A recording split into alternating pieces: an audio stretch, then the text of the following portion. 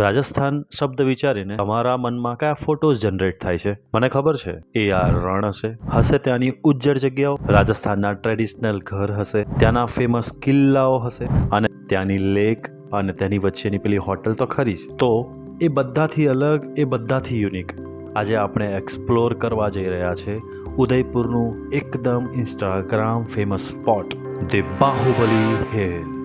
રાજસ્થાન રાજાઓની ધરતી, ઇતિહાસ અને મહેલોથી ભરેલું રાજ્ય, પણ આ જ ધરતીએ પોતાના હૃદયમાં એક એવું સ્થળ છુપાવ્યું છે જે તમને ક્ષણમાં પ્રેમમાં પાડી દે, જેનું નામ છે બાહુબલી હિલ. જ્યાં શાંતિ છે, સુંદરતા છે અને આત્માને સ્પર્શી જાય તેવી પ્રકૃતિ છે.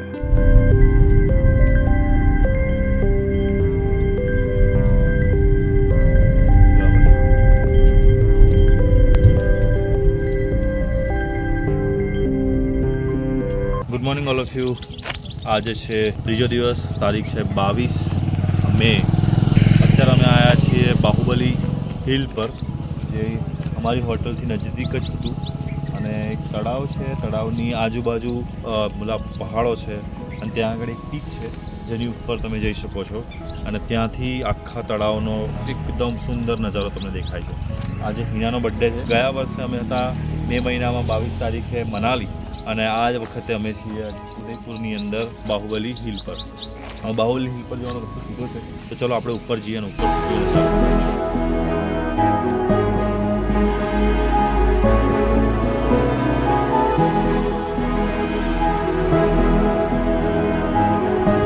બાહુબલી હિલ પર જવા માટે તમે આ એક ટ્રેક બનેલો છે, તો ત્યાં આગળ જઈ શકો છો.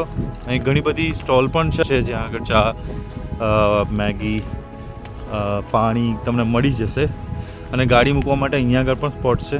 જો ભાઈ, અહીંયા આગળ આપણો એક ભાઈબંધ પણ છે અને એ ભાઈબંધ અહીંયા આગળ મેગી બનાવે છે, ચા બનાવે છે. સ્કૂલ में जाते हो क्या? क्या बनाओगे आप सबके लिए? चाय, कॉफी, मैगी, ठंडा पानी, बोतल। और खाने के लिए कहाँ पे आना पड़ेगा? બાહુબલી હિલ્સ ઉપર જવું હોય તો એના માટે અહીંયા આગળથી તમારે ટિકિટ લેવી પડે છે. પર પર્સન 10 રૂપિયા ટિકિટ છે અને એનો ટાઈમિંગ પણ લખેલો છે સવારે 6 વાગ્યાથી 7 વાગ્યા સુધી સાંજના. લાવો ભૈયા, ટિકિટ દે દો મેરે કો. Okay, thank you. આવી રીતે તમને ટિકિટ મળશે, જે તમે કદાચ ગૂગલ પે યુઝ કરતા હોય અને કેશ ના હોય તો ત્યાં દુકાન ઉપર કંઈક ખાઈને અથવા તો પછી એમ જ તમને ગૂગલ પે ત્યાં આગળ એક્સેપ્ટ કરી લેશે અને ટિકિટ મળી જશે. આખી ટ્રેક જ બનેલી છે તમને ઉપર જવા માટે, તો રસ્તો ભૂલી જવાની કે પછી અલગ રસ્તો પસંદ કરવાની કોઈ પણ પ્રકારની સમસ્યા રહેતી નથી.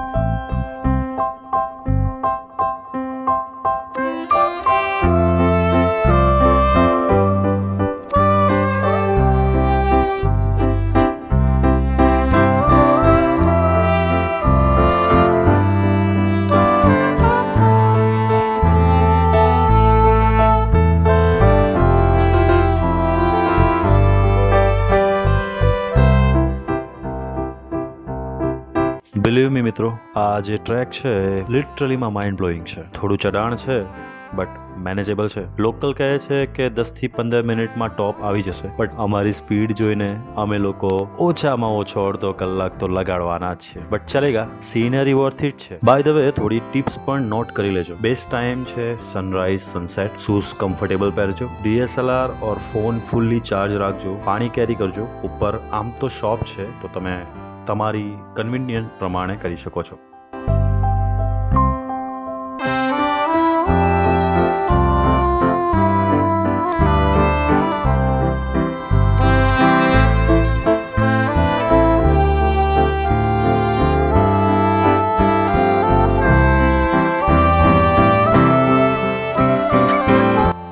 બાહુબલી હિલ ઉદયપુરનું સૌથી ફેમસ સનરાઈઝ પોઈન્ટ છે, જ્યાં બાડી લેકનો અદ્ભુત વ્યૂ, નેચરલ રીચ વોકવે અને શાંતિભર્યું વાતાવરણ પ્રવાસીઓને પોતાની તરફ ખેંચે છે. માત્ર 10 થી 15 મિનિટના સરળ ટ્રેક પછી મળતો વ્યૂ તમને એકદમ મિની માલદીવ્સ ઓફ ઉદયપુરનો અનુભવ કરાવે છે.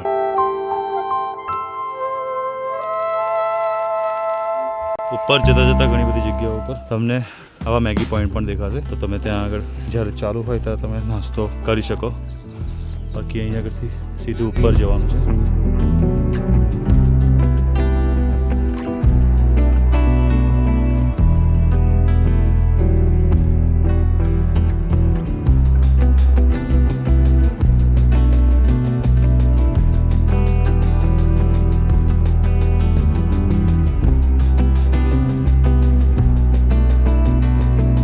And we are finally on the top. Just look at this view, guys. બડી લેક, નાના ટાપુઓ, બ્લુ પાણી.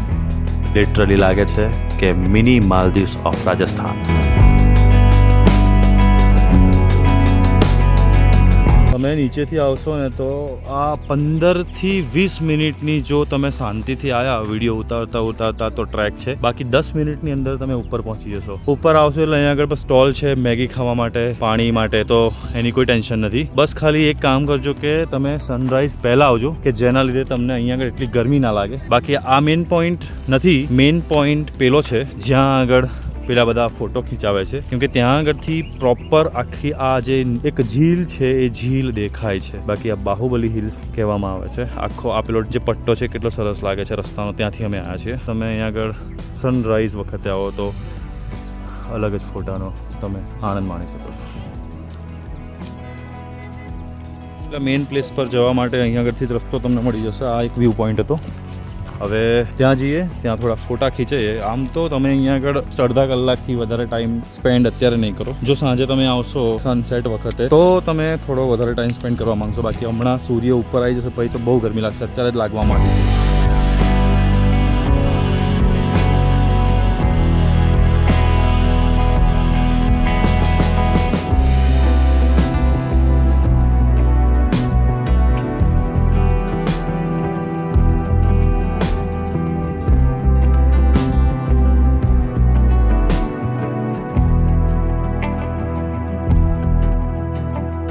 સો મેઇન પોઈન્ટ આ જ છે બાહુબલી હિલનો. આ બડી લેક છે જે આ જે હિલ છે એના હિલની ચારે બાજુ તો ના કહી શકાય, બટ 3 ઓફ સાઈડ ઘેરેલી છે. અને અટ્રેક્શન મેઇન આ હિલ છે. બાકી સરસ છે. તમે સનરાઈઝ કે સનસેટ વખતે આવો તો બહુ સારું. બાકી અત્યારે બી જોવાલાયક તો છે જ. થોડો સૂરજ ઉપર આવવા માંડ્યો છે એટલે ગરમી ધીરે ધીરે વધવા માંડી છે.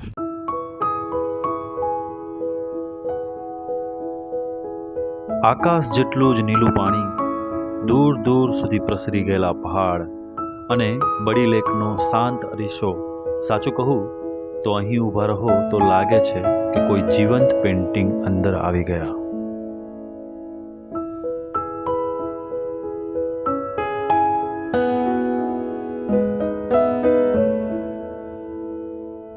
આ પ્લેસ ખાસ કરીને લોકો ફોટા પાડવા માટે, ટ્રેક કરવા માટે, શાંતિ માણવા માટે અને ઘણીવાર પણ હું કહું કે ખાસ કરીને ફક્ત પોતાના માટે અથવા પોતાની સાથે સમય વિતાવવા માટે લોકો ખાસ અહીંયા આગળ આવવાનું પસંદ કરે છે.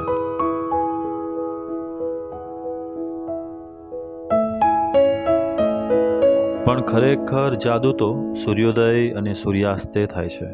જ્યારે આકાશ સોનેરી થઈ જાય, પથ્થર ચમકી ઉઠે અને તળાવ આકાશના રંગોને પાણીમાં ઝીલવા માંડે.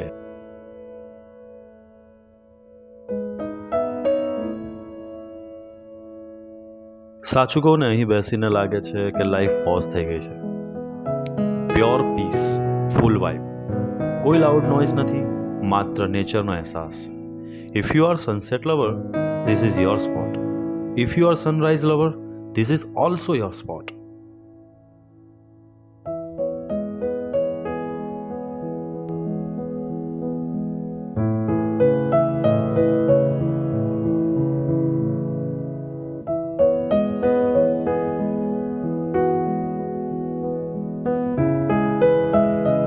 સો આ હતું બાહુબલી હિલ્સ.